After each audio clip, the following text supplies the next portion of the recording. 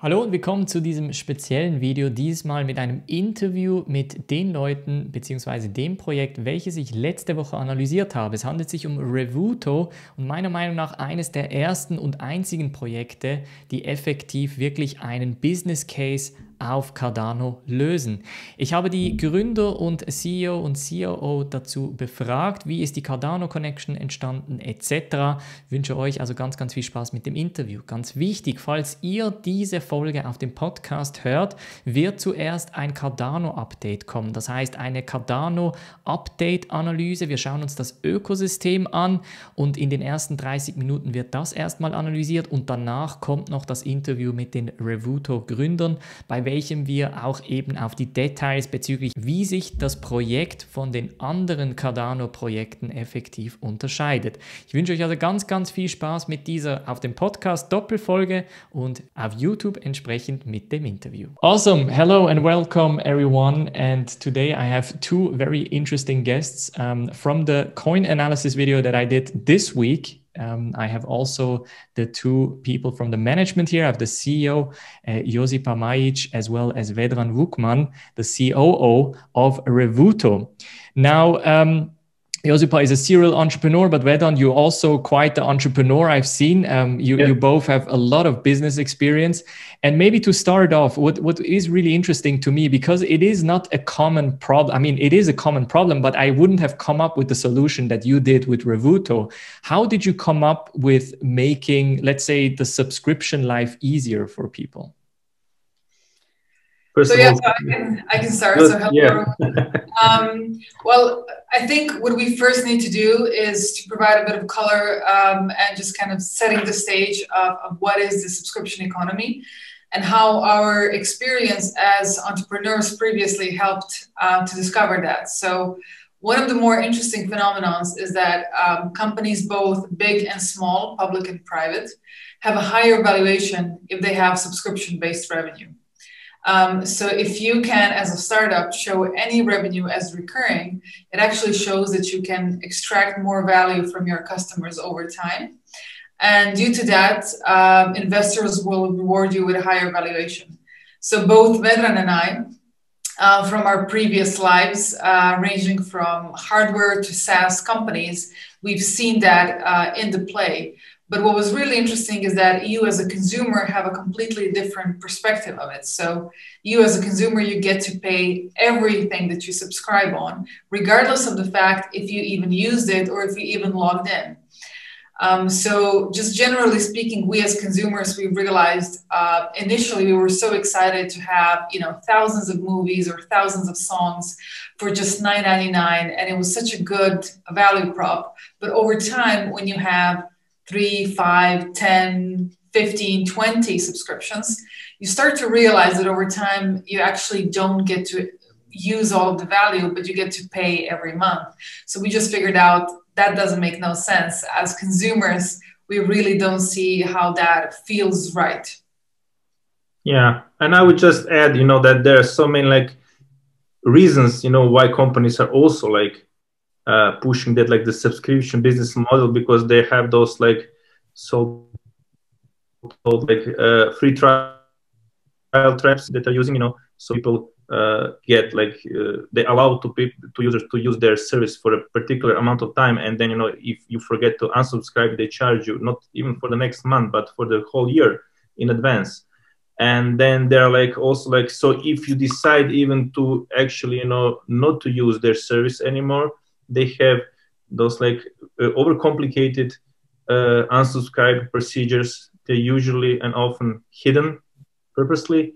So there's so many things that they're trying to do to actually take our money from us, even if we don't use their services. Absolutely. And how is this done on a technical level? So what I've seen is that from the screenshots that from the beginning on, you will probably integrate services such as Netflix and Spotify and Dropbox and all these kind of common subscriptions. Does this mean that I will have to resubscribe via Revuto to this service in order to use the service, or how does that work? Yeah. Josipa, you have a good explanation. Yes, so there are two parts of it. One is how do you install Revuto, and the second is how does our proprietary mechanism, meaning block, snooze, and approve, how does it work? So the first element is when you first onboard Revuto, the one mechanism that we have is we actually create a virtual debit card, one virtual debit card per one subscription. So what happens is if you're subscribing for a free trial, all that you have to do is insert our card as the method of payment. And we handle it from that point on with our notifications. If it's an existing subscription, so for example, if it's your existing Netflix account, the way that it works is that you have to change your method of payment the same way you would if, for example, your card got expired. So you would go to the website, change it, and you're done. What happens after that is that for every subscription that you've inserted, you get a monthly notification saying Netflix wants to charge $9.99, and you get to block, snooze, or approve. What blocking means is that it means that you decline the payment, and what the service provider sees is just an empty virtual debit card. So it seems that there's no funds to be charged. So Netflix then in return doesn't punish you, but they just suspend the service for that given month. So because this is prepaid, there are no repercussions for you as the user. If you decide to approve it, what happens is that we top up your virtual debit card from your original card, so the one that you've inserted in Revuto. And what happens is that that exact amount is getting charged by Netflix, and you get to seamlessly enjoy Netflix for that month. And snoozing essentially means that you're postponing that decision and activating the so-called grace period, which can range anywhere from a couple of hours to a couple of days. And then you get to again get a notification saying, do you want to block or approve that same payment? So that means Netflix. And what happens in the case of snoozing? So what does Netflix see from my side in terms of snoozing?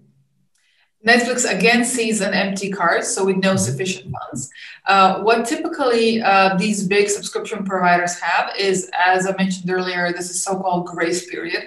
The grace period ranges both from the provider, but also the way that they profile you as a user. So a classical example would be G Suite from Google can have a grace period of up to 45 days, especially if you've been a loyal and regular paying user for years, as many of us have.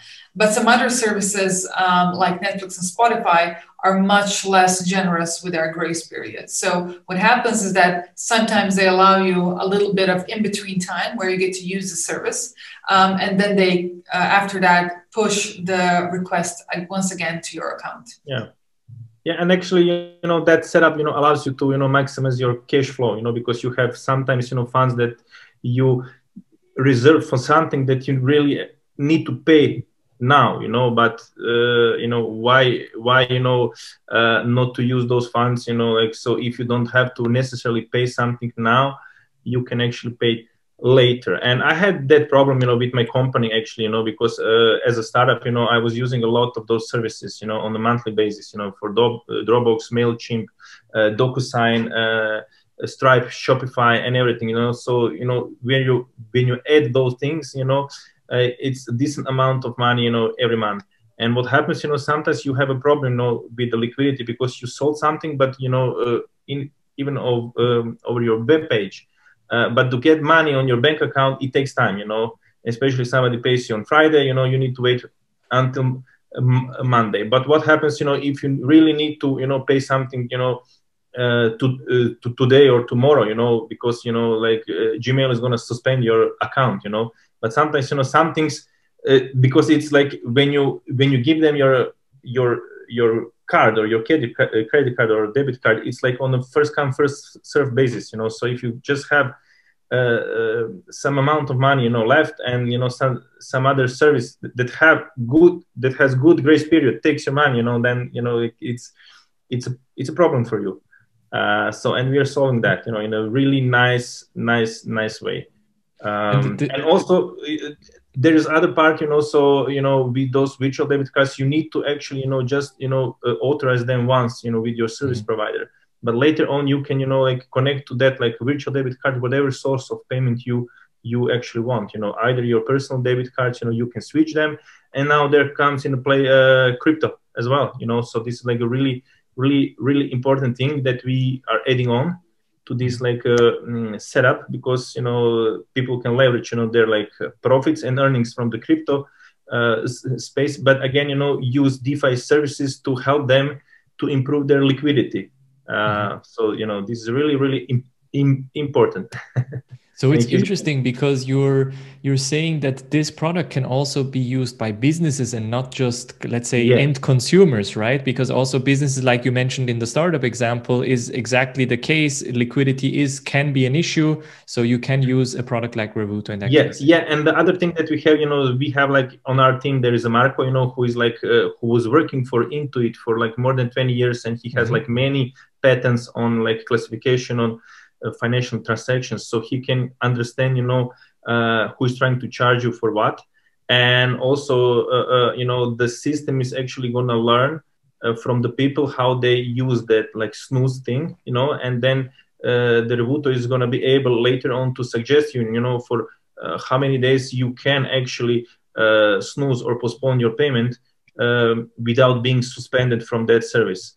I think that's really like a good thing to have. Yeah, if I may, one of the kind of key use cases for us is really managing seasonality. And there are two core target groups. One are Gen Z, which primarily use entertainment-based subscription services, which are highly seasonal based on the cycles when they push new content. So this would be your Netflix, your HBO Go, when, The Handmaid's Tale or like a popular show comes up. People binge it and then they go off. So that's essentially the kind of mechanism that we want to manage. The other part that you mentioned with businesses is one of our core user base is actually SMEs, freelancers, solopreneurs, and really everyone who's using more than 10 subscriptions. These are predominantly SaaS tools, and the way that they're used is on a very seasonal basis. So that means they usually ship or publish work on a per quarter basis. And the way that they pay it is they severely overpay, much more than us regular consumers, for the services that they're using, but the utilization is actually quite low. Yeah. And do you as Revuto have to be scared from the companies such as Netflix and so on? Can they recognize a virtual card like yours? So the short answer would be no. And the kind of longer one would be if you're kind of really into these things, if you look at the S1 of Spotify, or if you look at the data of these big companies, they have quite a bit of a chunk from their user base, which they know are regular payers, but not regular users. Some of them even forget about having that service. And this is especially common in developed markets. So they're aware of the fact that consumers are now paying without actually having a high degree of utilization. So what's happening is that they kind of feel that it's coming, at least one way or another, trying to make it more fair and balanced. But the way that we work, we're in the MasterCard program, which means that we look like the actual virtual debit card issued by MasterCard. So there's no way of knowing that we are Revuto. And if you were to ban virtual debit cards issued by MasterCard, it would actually be discrimination of consumers. And because all of these companies are very much interested towards growth, it's actually not a good thing for them to discriminate. Yeah. But I would also add, there's another angle, to this, because those like big companies already acquired like a big chunk of the user base, and now the question is how can they also acquire those like hesitant users, So with this, we are like bringing more transparency, into this like play, and we are giving opportunity for them even to actually acquire that like the last mile of users, So with Revuto, those users can be really secured, from being charged for what they're not using. And, this is actually like the fair play. We think at least so. You mentioned that some of your team members have worked at Intuit and so on. And from kind of my analysis, I've seen that a lot of your team has actually a lot of experience in different kind of areas, as well as your advisors coming in with a lot of knowledge, kind of bringing the Cardano angle in. Yep. First of all, how did you, let's say, assemble that team? Were these all like, is this network known to you that you just kind of introduced your friends to the company and now they've become kind of the marketing parts and so on? And then second part of the question would be more kind of how did the connection to Cardano come about? Okay, so I'm going to start. So basically, you know, we are all like experienced business insiders, you know, so I'm like connected with the crypto industry from 2017 when I came first in San Francisco with my startup, you know, and I was involved with the community. And then, you know, I met Marco actually in San Jose, you know, because he was working in Silicon Valley for the Intuit and he was fellow Croatian. And Josipa, we met at CES in 2016, you know, and later on we also like, she was spending sometime in Silicon Valley. So we you know, were like friends, you know,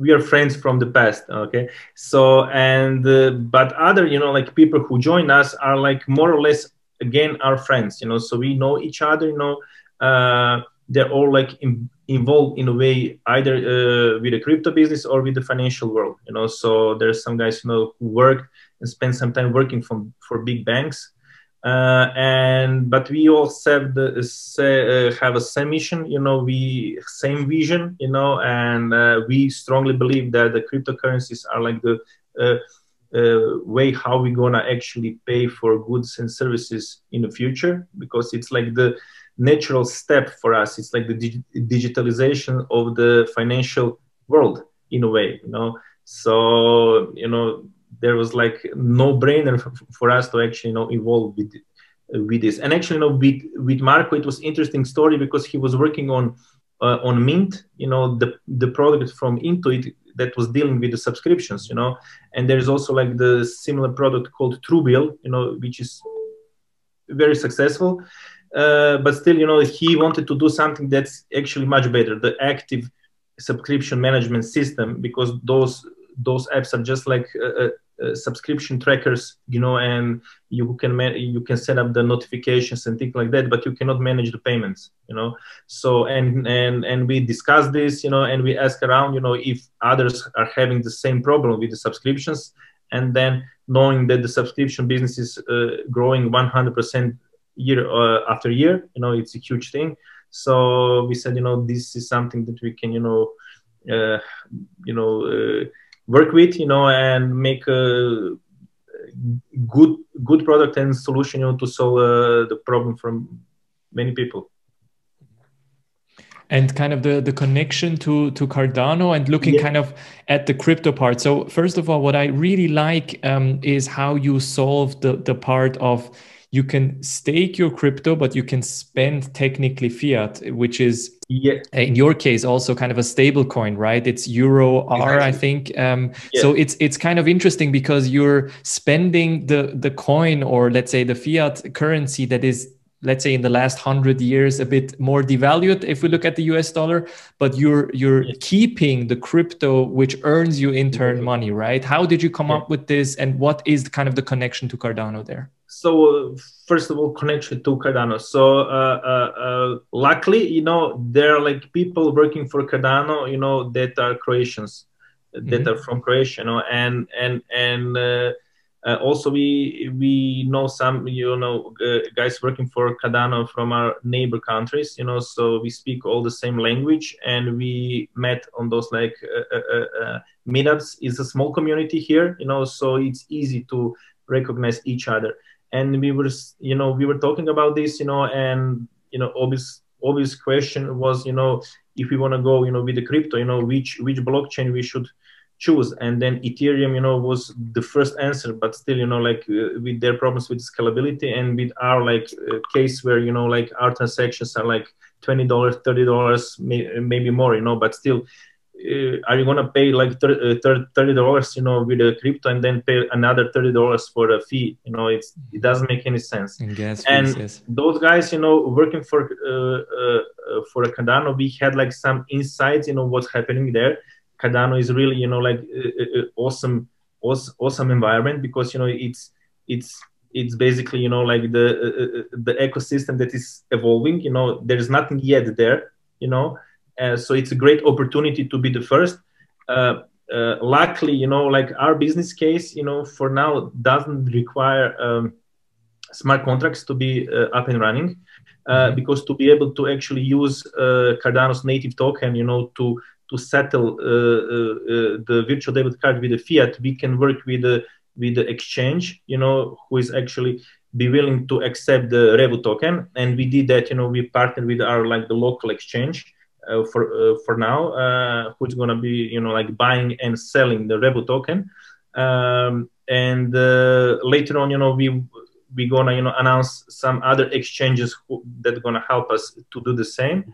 But yeah, it was a natural step. And then, you know, like Cardano is like really awesome. It's like the blockchain of third generation. It's really secure. It's scalable, small transaction fees. We can be first ones there. And also, you know, the very important thing was, you know, they had really good community. You know, they have that like Cardano Foundation, Cardano community, you know, that's like really supporting us, them, you know, and then also like us. So, you know, we said, you know, we could, you know, use that. And yeah, no, now, yeah, we are on Cardano, and, you know, we are like the first native token sale on Cardano. This is really important to say, because our even like the token sale platform is built on Cardano. So we are accepting Cardano token only for Revu, ADA. There's some like projects that are like telling that they're like connected to Cardano, but they all, you know, did even like the token sale, and their like tokens or are on Ethereum, our is not. So yeah. So it's quite interesting. I just released a video today, kind of giving an update on the Cardano ecosystem. Yeah. And what I liked about Revuto, and I think originally how I approached you guys was actually, I think a friend of mine in Croatia told me about your platform. And when I checked it out, I was like, this is the first time there is an actual working product, yeah, and a working community and everything. Whereas with Cardano, or a lot of projects built on Cardano, they are kind of using more the hype behind Cardano, yeah, but not actually building on top of it. So a lot of the projects I've analyzed were still based on Ethereum and so on. Whereas in your case, everything is natively done on Cardano, which I really liked. Yeah, exactly. Even like the Cardano, that like the launchpad, like the Cardano starter is like on Ethereum, you know. So, and that's why, you know, we are hoping to, you know, get support from the Cardano itself, and we are getting that, you know. So even on our team, you know, we have like the guys who are like helping us with everything, that are working directly for IOHK, you know, on their like the wallets, on their like the Pluto smart contracts. And that's really important, because Cardano is specific blockchain. You know, like even like the smart contracts are written in different like language. It's like the functional language, the Haskell, you know, it's not like Solidity. And, you know, so it's important to have all those like ingredients, you know, to make this happen. And then luckily, sorry, yeah, go on. Yeah. And, you know, yeah, we've been like, now we've been in campaign for 10 days. And likely now we're going to have almost like 1 million early signups to our like app, you know, which is gonna be launched somewhere in June. We were like also like supported from the Cardano and from the Cardano Foundation, you know. So officially, hopefully, you know, like we're gonna get even better support, and especially, you know, support to list us on some like exchanges. Yeah, so. And are there any plans to integrate smart contracts in any kind of capacity, let's say? Sure. You know, so to be able actually, to offer those like DeFi services, we are waiting for Alonso hard fork to happen, and that's gonna happen. It should happen somewhere, like in August. And once that happens, we're gonna actually be ready, to offer those additional services. But also, we want to add to our ecosystem other like native tokens as well, because from the technical standpoint, it's easy to do that, because infrastructure is there. Even like the Cardano's official wallets, are supporting native tokens natively. Also, all those tokens, as the Cardano tokens, are like the governance token tokens, so they have a voting power. This is something that's really important. So, yeah, a lot of cool things. Very cool. So in my coin analysis video, one of the things, so what I like about Revuto is that you have a business case, you're solving a real problem, and you have a business behind it. However, one of the, let's say, weaknesses that I have found in my analysis without talking to you was how do you potentially acquire customers? Because your business will only run with all the people, all the startups, all the SMEs running on Revuto or building, or let's say paying their bills on Revuto. What is the, let's say, customer acquisition strategy for you guys in order to bring this like to the masses? Cool. Yeah, awesome question. So we have like a really awesome referral program, and we incentivize our users to actually, like bring their friends to Revuto, because they have like the upside, So our business model is set up from the beginning to be profitable, but still, as we plan to decentralize everything, the plan is to, like all the profits, give back to the community, to all the users, and how we are doing that. So we are taking like now in a freemium model of the app, we are taking like for a small protection fee of for every transaction they make with the Revuto. But again, that allows them, to fully control their virtual debit cards, to box approve. But we have also like the premium model with more features, advanced features, and those guys for every transaction are gonna get like 4% in a cashback, but still for every referred friend, you also get a small percentage of every transaction they make, so you can have decent passive income just by referring your friends. And of course, if they use Revuto to pay for their service, and all the rewards are coming in Revuto token.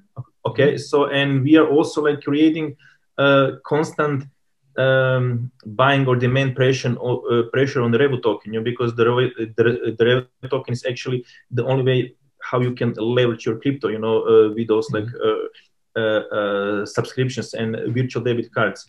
The awesome thing about the setup is that we don't necessarily, depend on the sentiment of the crypto market, because our business model is like a real world scenario. So even, if you're gonna end up, in another bear market, the subscription business is still gonna run, and people are gonna have need to pay for those subscriptions, so, and there is still a lot of funds in the crypto world. So in a way, we are just perfectly combining the both worlds. And with the DeFi setup, even better, because we can make actually their money work for them.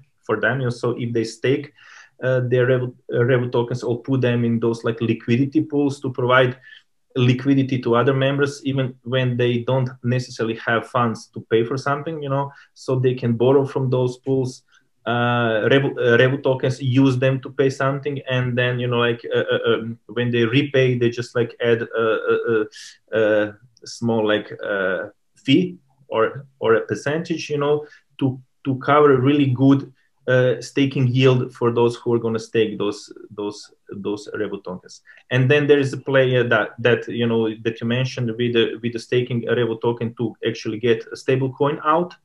This is the setup, for those who actually don't want to sell the Revuto token, but hold them for a longer period of time to profit on like the gain like profits on the prices of the token.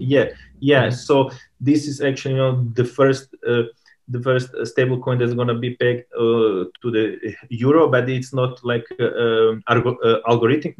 algorithmic stable coin. It's more like a debt, you know. So it's going to mint it once when somebody, you know, makes a transaction, plus a fee. And when they like put a Revo token as the collateral, you know, and get a stable coin, they need to return the stable coin, obviously, to unlock that Revo token, you know, and they pay with a small fee.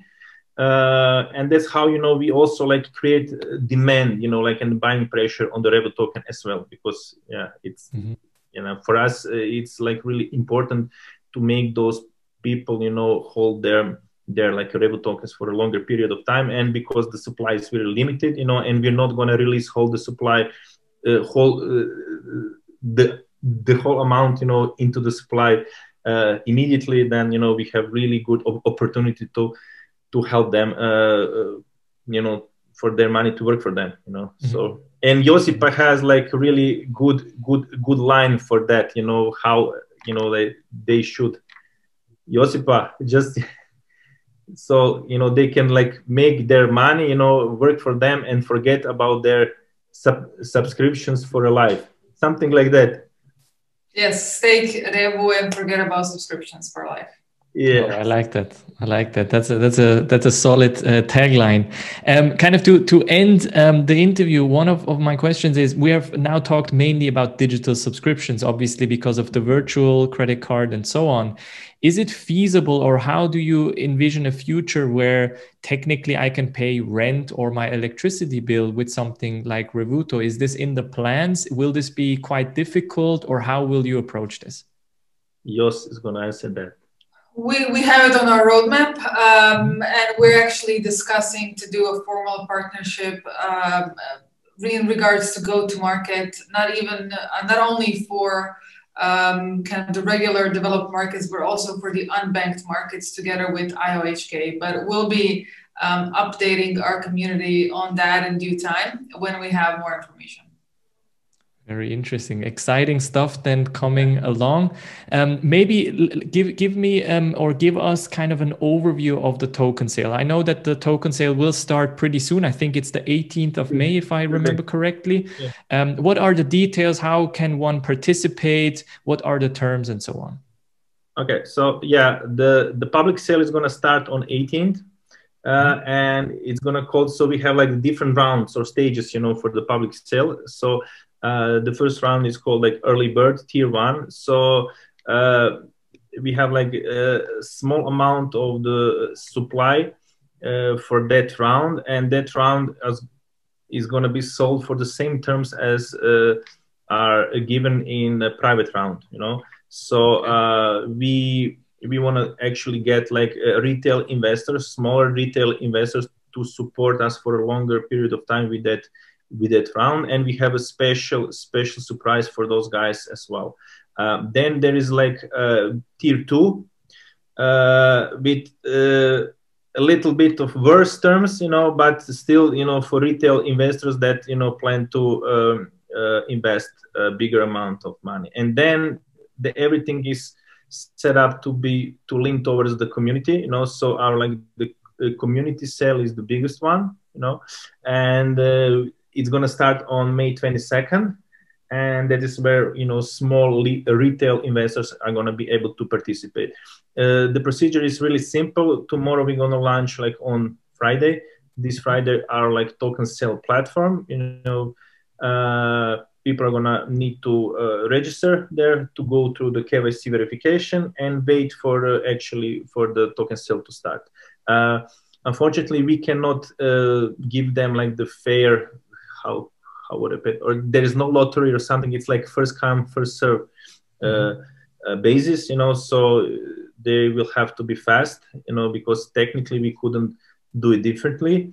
And yeah, and we have like we have a hard cap. Hard cap is based in euros because we are now serving only Europeans with the app and with that like the setup that I told you about, because we are working with the card issuer and banking provider, being able to issue virtual debit cards only to Europeans. But now we're going to announce also, like, because we are getting really great response from the market. We're going to also announce like the big partnership with the bank provider that could help us, to bring this worldwide. So, but still, everybody around the world is going to be able to actually buy Revuto tokens, and you use them in our Revuto app, even to stake them. But it's not, those who are not going to be Europeans are not going to be able to actually use the virtual debit cards, but they're going to be able to send, receive, Revuto tokens and stake them. And the cap is like 8.2 million euros. It's almost like $10 million. We are accepting a Cardano token only, and hopefully, we're gonna close the whole round. Awesome, very cool. And will the launchpad will it be on the same URL? Will it be on crypto.revuto.com, or will it be a separate platform?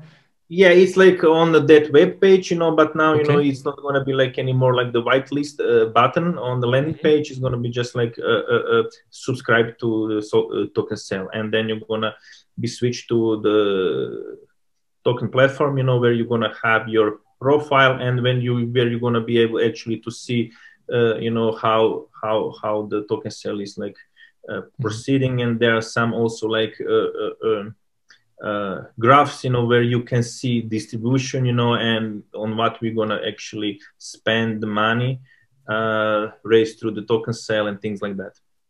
Awesome. So probably by this time, or by the time that this video goes up, the kind of the launchpad will be live, and people will be able to sign up there. So I will make sure to link that up, obviously, in the descriptions.